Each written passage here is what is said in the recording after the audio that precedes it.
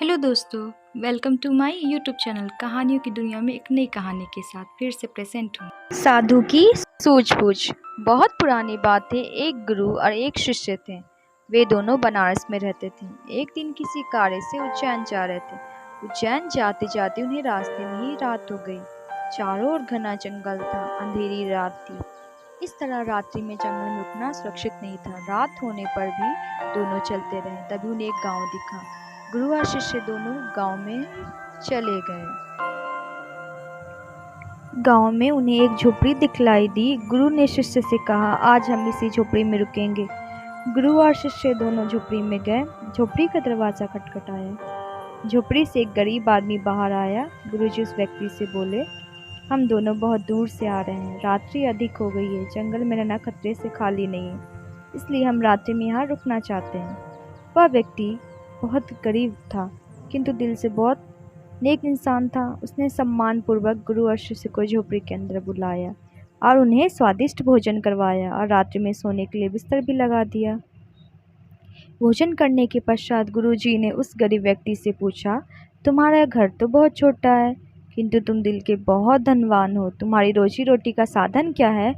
उस गरीब व्यक्ति ने गुरु के मुंह से अपनी प्रशंसा के लिए धन्यवाद दिया और बोला, मेरे इस गांव में सबसे अधिक ज़मीन है, किंतु वह ज़मीन बंजर है, जिस पर किसी भी प्रकार की खेती संभव नहीं है। इसलिए मैंने अपनी रोजी रोटी पालन के लिए एक भैंस रखी है। उसी भैंस का दूध और घी बेचकर मैं अपनी रोजी रोटी चलाता हूँ। उस व्यक्ति की बात पर गुरुजी को अजीब सी लगी, किंतु वह कुछ नहीं बोले और सोने चले गए। देर रात में गुरुजी उठ गए और अपने शिष्य से चलने के लिए कहा। दोनों गरीब व्यक्ति को बिना बताए घर से निकल गए और जाते जाते गुरुजी उसकी भैंस को अपने साथ ले गए। अपने गुरु का यह आचरण शिष्य को अच्छा नहीं लगा। वह बोला, गुरुजी, इस गरीब व्यक्ति के पास रोजी रोटी का यही मात्र साधन है। यदि हम इसे ले गए तो यह व्यक्ति अपनी रोजी रोटी कैसे चलाएगा? अपने शिष्य की ऐसी बातें सुनकर गुरुजी मंद मंद मुस्कुराए और शिष्य से बोले, आज से ठीक 10 वर्ष पश्चात तुम इसी स्थान पर आना और इस व्यक्ति से फिर से मिलना। भोर होने के पहले ही गुरु और शिष्य भैंस लेकर उस गांव से बाहर निकल गए। धीरे धीरे कई वर्ष बीत गए। 10 वर्ष बीतने के पश्चात चेले को गुरुजी की बात याद आई कि उसे फिर से गरीब व्यक्ति के घर जाना है। शिष्य फिर से उसी गांव गया। गांव जाते ही उसने देखा कि जिस स्थान पर झोपड़ी थी, ठीक उसी स्थान पर एक आलीशान मकान बना हुआ है। यह देखकर उसे बड़ा आश्चर्य हुआ।